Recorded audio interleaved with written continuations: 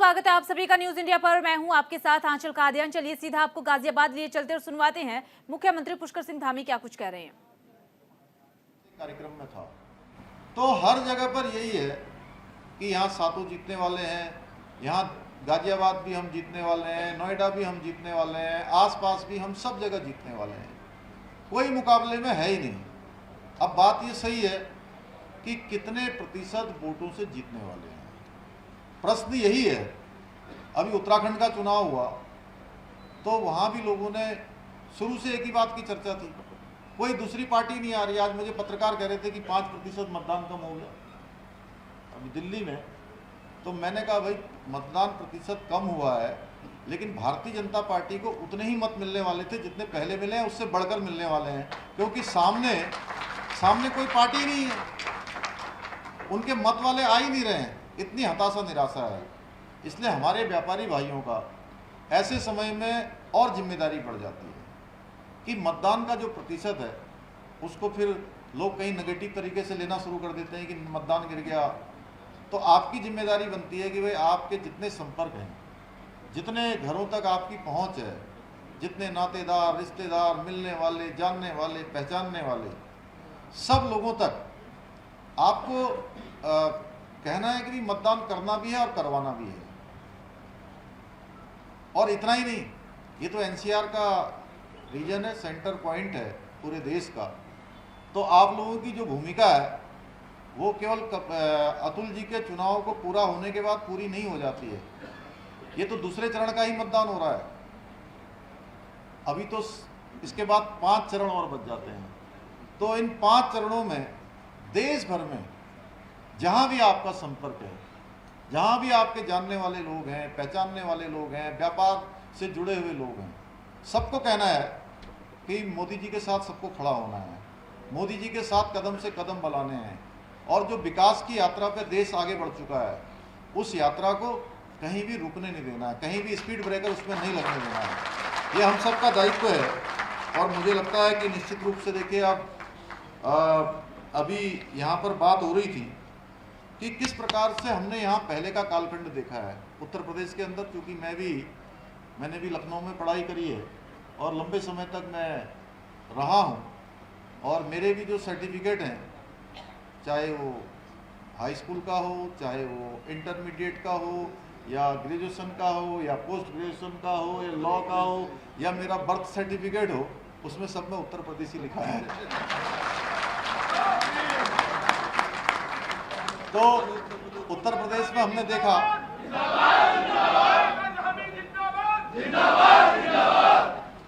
उत्तर प्रदेश के अंदर किस प्रकार का भय का माहौल होता था, किस प्रकार से गुंडागर्दी होती थी, किस प्रकार का माफिया राज था, कानून व्यवस्था का क्या बुरा हाल था, वो सारी की सारी आज आदरणीय प्रधानमंत्री मोदी जी के नेतृत्व में और आदरणीय योगी जी के नेतृत्व में देश के अंदर पटरी पर आया है। कानून व्यवस्था की स्थिति आज पूरी तरह से एकदम कंट्रोल में आ गई, नियंत्रण में आ गई, और माफियाओं का अंत हो गया। माफियाओं को आपने देखा, या तो वो अगर जेल में है या जेल में नहीं है तो कहीं और है। तो इस प्रकार की स्थिति है। व्यापारी को क्या चाहिए? व्यापारी को एक सुरक्षित माहौल चाहिए, एक सुरक्षा चाहिए, हर प्रकार से एक अच्छा वातावरण चाहिए। वो वातावरण यहाँ निर्मित हो रहा है। ग्लोबल इन्वेस्टर समिट हुई है तो उसका सर्वाधिक लाभ इसी एनसीआर रीजन को मिल रहा है और पूरे उत्तर प्रदेश को मिल रहा है। हमने भी उत्तराखंड में ग्लोबल इन्वेस्टर समिट किया था। हाँ, ये जरूर है कि उत्तराखंड राज्य के हिसाब से बहुत बड़ा एमओयू वहाँ भी हुआ। 3,60,000 करोड़ के लगभग का एमओयू हमारा अभी तक हो गया, और 81,000 की ग्राउंडिंग भी हो गई। यहाँ पर गाजियाबाद से आसपास के बहुत सारे लोगों ने उत्तराखंड में आकर काम करने का अपना प्रस्ताव दिया है। हम उन प्रस्तावों को आगे बढ़ा रहे हैं, बहुत सारे कामों को कर रहे हैं। मोदी जी के नेतृत्व में उत्तराखंड में आज लैंड जिहाद हो, चाहे वहाँ पर लव जिहाद हो, अतिक्रमण हो, धर्मांतरण हो, या अभी हाल में हमने जो उत्तराखंड की जनता के सामने 2022 का विधानसभा चुनाव में हमने एक संकल्प रखा था, हमारी पार्टी का जो संकल्प प्रस्तुत हुआ था मोदी जी के नेतृत्व में, कि हम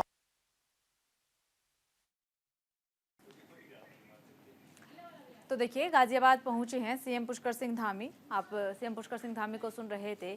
लोगों से वोट देने की अपील सीएम धामी कर रहे हैं। दरअसल पहले चरण की वोटिंग संपन्न हुई तो वोटिंग परसेंटेज जब देखा गया तो बेहद ही कम हुआ है। चुनाव आयोग ने जो टारगेट रखा, उत्तराखंड में भी वो टारगेट पूरा नहीं हुआ, बल्कि देश भर में जो 102 सीटों पर वोटिंग हुई है, सभी जगह पर वोटिंग परसेंटेज कम हुआ है। इसी को लेकर के सीएम पुष्कर सिंह धामी कह रहे थे अपने मत का इस्तेमाल करना बेहद ही ज्यादा जरूरी है। साथ ही उत्तर प्रदेश की कानून व्यवस्था का जिक्र करते हुए भी नजर आए। कहा कि उत्तर प्रदेश में 2014 से पहले कानून व्यवस्था बिल्कुल ही खराब थी, लेकिन जब से कमान योगी आदित्यनाथ ने संभाली है, मुखिया बने हैं सूबे के, तब से कानून व्यवस्था बेहद ही अच्छी हो चली है।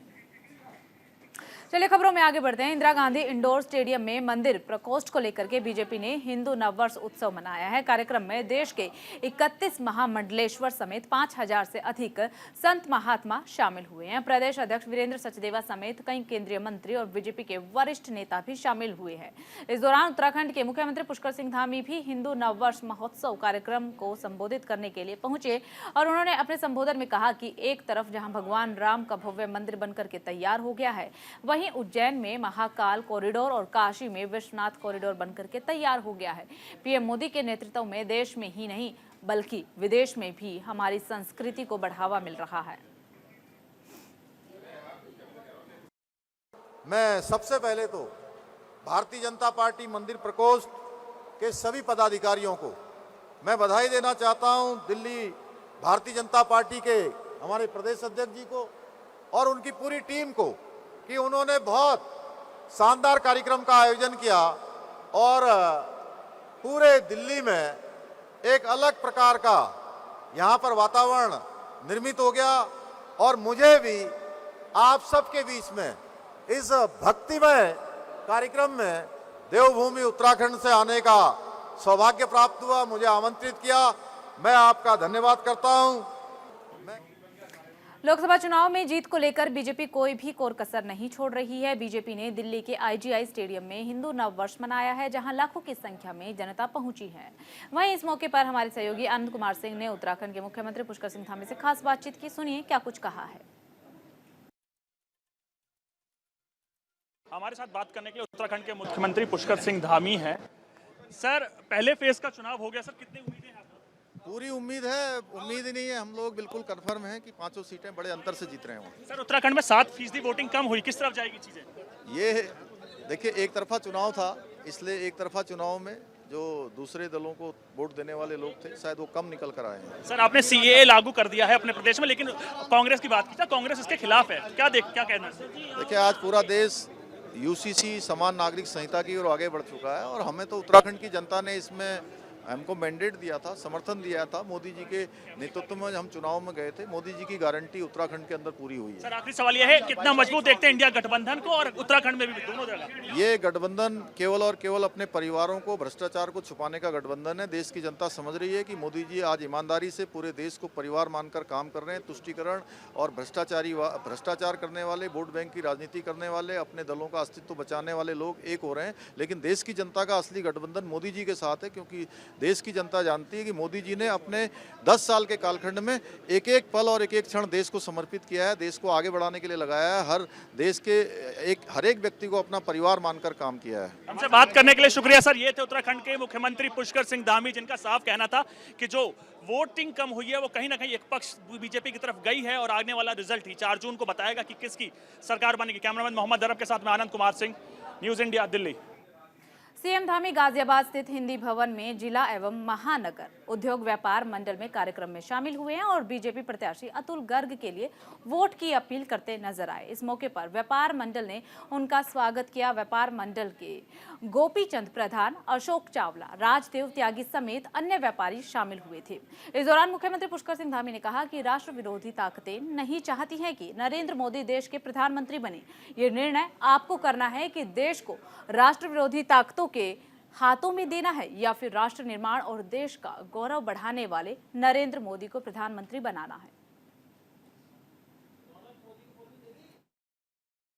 गाजियाबाद में अतुल गर्ग जी हमारे यहाँ से प्रत्याशी हैं और पूरे गाजियाबाद में मैं अभी अनेक लोगों से बात की है। यहाँ पर एक तरफा अतुल गर्ग जी जीत रहे हैं, लोग यहाँ पर मोदी जी को तीसरी बार प्रधानमंत्री बनाने के लिए 2014 और 2019 का भी रिकॉर्ड तोड़ेंगे। और जब हमारे यहाँ पर मतदान होगा 26 तारीख को, तो भारी संख्या में मतदान होगा और सारे रिकॉर्ड टूटेंगे।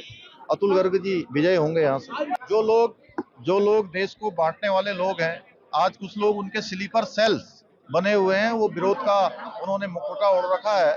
इसलिए देश की जनता जानती है कि मोदी जी के नेतृत्व में पूरब से लेकर पश्चिम तक, उत्तर से लेकर दक्षिण तक, अटक से लेकर कटक तक और कश्मीर से लेकर कन्याकुमारी तक आज पूरे देश को एक सूत्र में पिरोने का काम, पूरे देश को एक साथ आगे बढ़ाने का काम आज मोदी जी के नेतृत्व में हो रहा है। इसलिए पूरा गठबंधन मोदी जी के साथ है।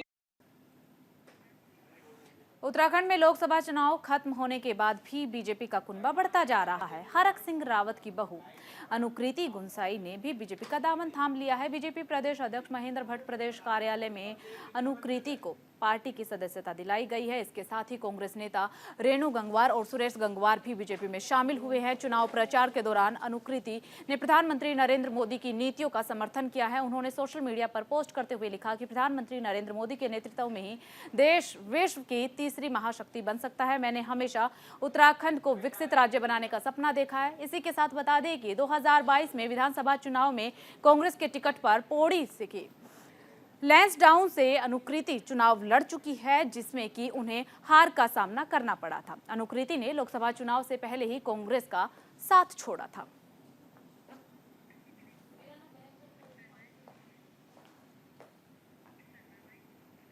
उत्तराखंड की सभी 5 लोकसभा सीटों में शांतिपूर्ण मतदान संपन्न हो गया है। मतदान व्यवस्थाओं को लेकर के कहीं से भी कोई बड़ी जानकारी सामने नहीं आई है। व्यवस्थाएं अच्छी खासी की गई। टिहरी लोकसभा सीट के अंतर्गत देहरादून जनपद के 10 विधानसभा क्षेत्र में से मतदान कराकर लगभग सभी पोलिंग पार्टियां वापस आ चुकी है। मतदान के बाद सील बंद ईवीएम मशीनों को देहरादून के रायपुर स्थित महाराणा प्रताप स्पोर्ट्स कॉलेज के स्टोर रूम में रखा गया है। 24 घंटे सीसीटीवी और त्रिस्तरीय कड़े सुरक्षा घेरे में ईवीएम को रखा गया है। पहले घेरे में अर्धसैनिक बल तैनात किए गए हैं, उसके बाद दूसरे घेरे में पीएससी और फिर अंतिम घेरे में स्थानीय पुलिस तैनात की गई है। वहीं चक्राता के दूरस्थ क्षेत्र में अभी एक पोलिंग पार्टी पहुंचना बाकी है। जिला निर्वाचन अधिकारी सोनिका ने बताया कि लोकसभा चुनाव के लिए मतदान के बाद पोलिंग पार्टियों के वापसी उपरांत मतदान वाली सीलबंद ईवीएम मशीन को 24 घंटे सीसीटीवी निगरानी समेत त्रिस्तरीय सुरक्षा घेरे में स्ट्रांग रूम में रखा जाएगा।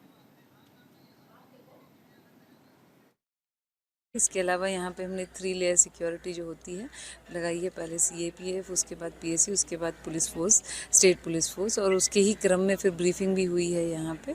और सारी व्यवस्थाएं अब इंटैक्ट हैं और हम लोगों ने पूरी तरह से जितना भी जो गाइडलाइंस के अनुसार यहाँ पे व्यवस्था कर रखी है। सभी स्ट्रांग रूम्स को सीसीटीवी की निगरानी में रखना है और क्लियर इंस्ट्रक्शंस हैं कि किस तरह से वो कैमरा प्लेस होना चाहिए और किस तरह से वो दिखना चाहिए। और उसी के क्रम में हमने यहाँ पे एक पूरा सेटअप तैयार किया है और पॉलिटिकल पार्टीज़ और रिप्रेजेंटेटिव्स जो कैंडिडेट्स के हैं उनको भी रिक्वेस्ट किए कि वो आके यहाँ पे देखें इसको।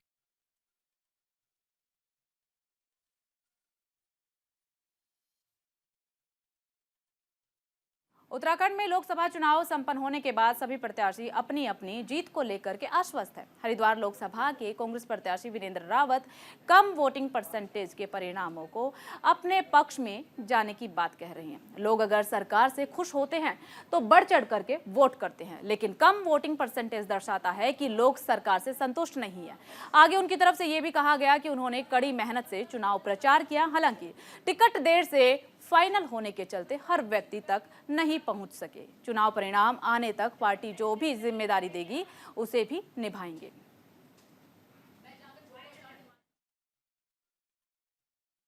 देखिए, जब सरकार अच्छा काम करती है तो लोग खुल के उनके पक्ष में आते हैं, लेकिन यहाँ सरकार विरोधी लहर थी और वो सरकार के विरोध में जाएगा ये मामला। बिल्कुल मैं हर व्यक्ति तक नहीं पहुंच पाया, जबकि पहले से ही हम लोग कार्य कर रहे थे, तो लेकिन फिर भी हम हर व्यक्ति तक नहीं पहुंच पाए। इसका मलाल ज़रूर रहेगा, लेकिन अगर मेरे पक्ष में आता है रिजल्ट तो अगले 5 वर्ष हैं, खूब काम करेंगे, लोगों के बीच में रहेंगे। देखिए, जब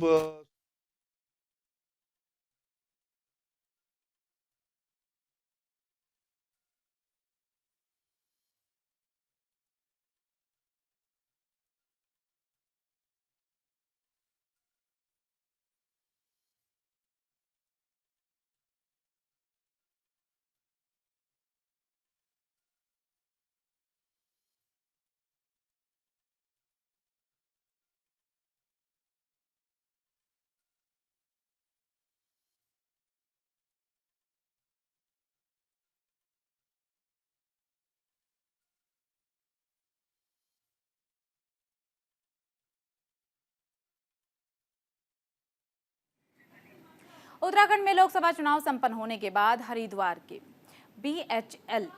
BHEL स्थित केंद्रीय विद्यालय में स्टोर रूम बनाया गया है, जहां पर कड़ी सुरक्षा के बीच 4 जून तक ईवीएम मशीन रखी जाएंगी और सुरक्षा रखी जाएगी। जानकारी के मुताबिक ईवीएम मशीनों की सुरक्षा के लिए 3 लेयर की सुरक्षा तैनात की गई है। साथ ही 66 सीसीटीवी कैमरे लगाए गए हैं, जिससे कि लगातार ईवीएम की निगरानी की जा रही है। प्रत्याशियों के प्रतिनिधि भी 4 जून तक स्ट्रांग रूम के बाहर बने कंट्रोल रूम से ईवीएम मशीनों की सुरक्षा की निगरानी कर सकेंगे। इसके लिए बड़ी बड़ी LED स्क्रीन लगाई गई है, जिससे निगरानी की जा रही है। देखिए, सुबह लगभग 4:30 बजे करीब जो हमारा स्ट्रांग रूम बना है, उसमें 11 के 11 विधानसभाओं के, हरिद्वार पार्लियामेंट्री कॉन्स्टिट्यूंसी की विधानसभाओं के जितने भी मशीनें थी, उनको स्ट्रांग रूम में रख के उसको सील कर दिया है। और इसकी सुरक्षा के लिए ITBP की फोर्स यहाँ पे लगी है इनर कॉर्डन में, और आउटर कॉर्डन में हमारे PSC की फोर्स लगी है, और उसके फिर और बाहर हमारे सिविल पुलिस की रहेगी।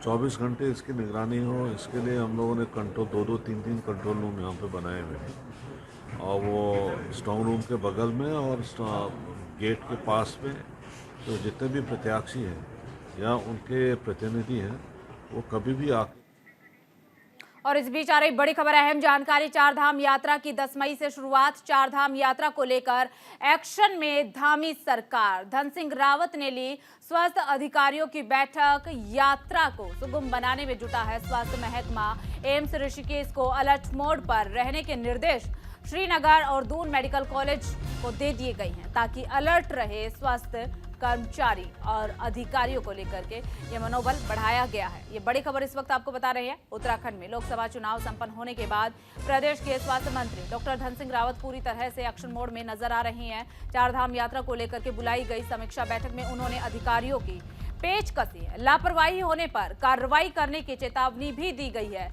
वहीं भारत निर्वाचन आयोग से आगामी 4 धाम यात्रा की तैयारियों की समीक्षा की अनुमति मिलते ही 4 धाम यात्रा से संबंधित जनपदों के मुख्य सचिव अधिकारियों की बैठक ली है, जिसमें कि उन्होंने यात्रा मार्ग पर स्वास्थ्य व्यवस्थाओं को चाक चौबंद करने के अधिकारियों को निर्देश दिए हैं। इसके साथ ही श्रीनगर और दून मेडिकल कॉलेज समेत एम्स ऋषिकेश को अलर्ट मोड पर रहने के निर्देश दिए गए हैं। स्वास्थ्य सचिव डॉक्टर R राजेश कुमार 4 धाम यात्रा के दौरान स्वास्थ्य सेवाओं की जमीनी हकीकत जानने के लिए यात्रा मार्ग में पहुंचे हैं। केदारनाथ धाम की यात्रा उन्होंने पैदल तय की है। इस दौरान उन्होंने यात्रा ड्यूटी में तैनात स्वास्थ्य कर्मचारी अधिकारियों का मनोबल भी बढ़ाया है।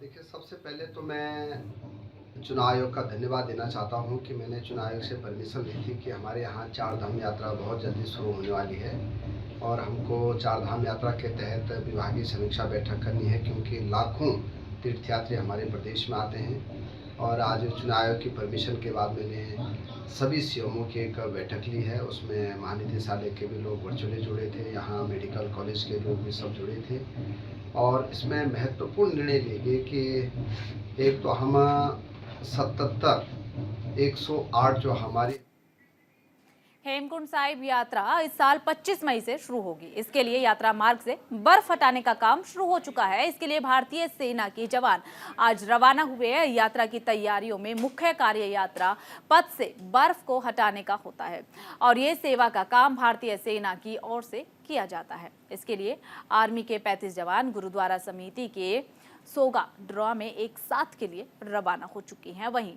ब्रिगेड कमांडर भी यहां से रवाना हो चुके हैं ताकि जो व्यवस्थाएं हैं उनको देखा जा सके।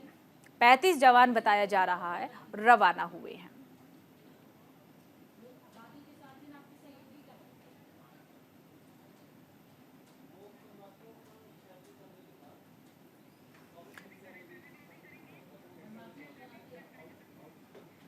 और फिलहाल देवभूमि उत्तराखंड की खबरों में सिर्फ इतना ही। बाकी तमाम बड़ी खबरों के लिए देखते रहिए न्यूज़ इंडिया।